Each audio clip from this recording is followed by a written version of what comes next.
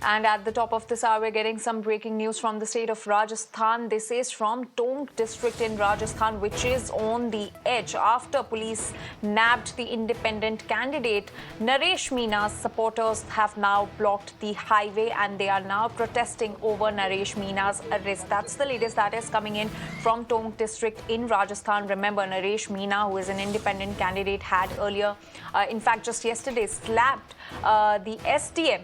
And now he has been arrested, after which there's a lot of anger on the streets of Tonk by his supporters who have now blocked the highway. They are protesting over Naresh Meena's arrest. So that's the latest update that is coming in. Tonk continues to be on the edge. Naresh Meena's supporters have blocked the highways and they are protesting over Naresh Meena's arrest. These are the visuals on your screens right now of how the independent candidate Naresh Meena slapped the SDM.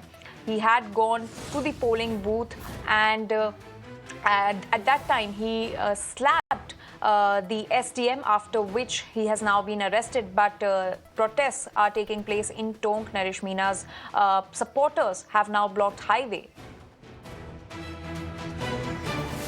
देखिए, उसको समझाइश की गई कि कानून हाथ में ना ले और अपने आप को समर्पित कर दे। और इनिशियली वो मूड में नहीं थे, लेकिन पुलिस की तैयारी को देखते हुए उनको झुकना पड़ा। अब कहाँ लेकर गए सर और किन किन मुकदमे में? जो भी धारा इनके लगेंगी राजकारण में बाधा आगजनी करने के संबंध में, वो सब उन पे जो भी विदित हो गए वो कार्रवाई की जाएगी। पुराने और मामले थे जिनके लिए वांछित चल रहे थे? डेफिनेटली उन सब का भी रिकॉर्ड मंगवाया गया है और उनमें भी गिरफ्तारियां होगी। टोटल अब तक कितनी गिरफ्तारी हो चुकी है? डिटेल में 50-60 लोग डिटेल में, बाकी आगे जो भी इसमें एक्चुअली इन्वॉल्व होंगे उनकी गिरफ्तारियां की जाएंगी। कहीं न कहीं राजनीति में ये ऐसी प्रकार की घटनाओं का कोई स्थान नहीं होता है। इस प्रकार की, मैं चूंकि नरेश मीणा जी युवा नेता हैं और अभी बहुत लंबा जीवन है राजनीति में, तो कहीं न कहीं इस प्रकार की घटनाओं से हम सब लोगों को बचना चाहिए। राजनीति में फिर कहता हूं कि अपनी बातों को मनवाने का, अपनी बात को कहने के कई प्लेटफॉर्म हैं, तो लोकतंत्र और राजनीति में इस प्रकार की घटनाओं से बचना चाहिए। तो कांग्रेस में आ चुके थे तो किसकी चेहरे खड़े हुए हैं, ये बात भी मैं समझता हूँ कि सोचने की है। बीजेपी ने खड़ा किया चुनाव जीतने के लिए, क्या किया इसकी जानकारी भी प्रदेश कांग्रेस कमेटी ले रही है कि इस नौबत क्यों आई। तो जो कल की घटना बड़ी दुर्भाग्यपूर्ण घटना है। अब कल की घटना के बाद में आप बताइए, सरकार का इकबाल बचा है क्या? सरकार का इकबाल होता है गवर्नेंस के लिए, शासन तब होता है तब अच्छा गवर्नेंस में इकबाल बना रहे। इकबाल ही खत्म हो गया।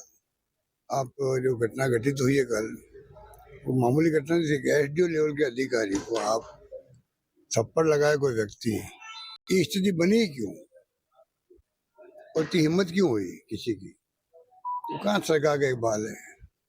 हम बार बार सरकार को कहते हैं आप गुड गवर्नेंस दो, पूरी प्रदेश की जनता का भला हो। देखिए, उनको गिरफ्तार कर लिया गया। जैसे कि एसपी से हमारी बात हुई, उन्होंने कहा कि उनको गिरफ्तार कर लिया गया है। गिरफ्तार करके उन्हें आगे ले जाया गया है। भारी पुलिस जाब्ते के साथ पुलिस बल अंदर गांव में एंटर किया था। वहां पर अनाउंसमेंट करते हुए लोग आगे बढ़े, ये बताते हुए कि कोई भी कानून अपने हाथ में ना ले, अगर लेगा तो फिर उसकी जिम्मेदारी उसकी होगी। क्योंकि कल जो घटनाक्रम हुआ था वो पूरे देश ने देखा किस तरीके से गाँव सूलगा, अभी भी वहाँ पर उसके अवशेष पड़े हुए हैं। तो पुलिस ने पहले ये तय कर लिया था कि अंदर जब जाएंगे किस तरीके से मूवमेंट करनी है, उसकी प्री प्लानिंग करते हुए आगे बढ़े थे और पूरा एक प्लान बना करके उन लोगों ने ये काम किया, जिसके तहत आरएसजी की टुकड़ी थी, टास्क फोर्स थी, उसके अलावा राजस्थान पुलिस थी और एसपी विकास सागवान खुद उसका नेतृत्व करते हुए आगे बढ़ रहे थे। तमाम अधिकारियों की टुकड़ियां चल रही थी और अंदर जब पहुंचे तो नरेश मीणा एक मंच पर बैठे हुए थे अपने समर्थकों के साथ और कह रहे थे कि मैं गिरफ्तारी नहीं दूंगा, लेकिन उसको जबरदस्ती गिरफ्तार कर लिया गया है। कुल मिलाकर के पुलिस उसे ले आई और पुलिस ने यहाँ ये साबित कर दिया है कि कानून से बड़ा कोई नहीं है। लॉ एंड ऑर्डर को बिगाड़ने की कोशिश अगर कोई भी करेगा तो उसका हश्र वही होगा जो नरेश मीणा का हुआ।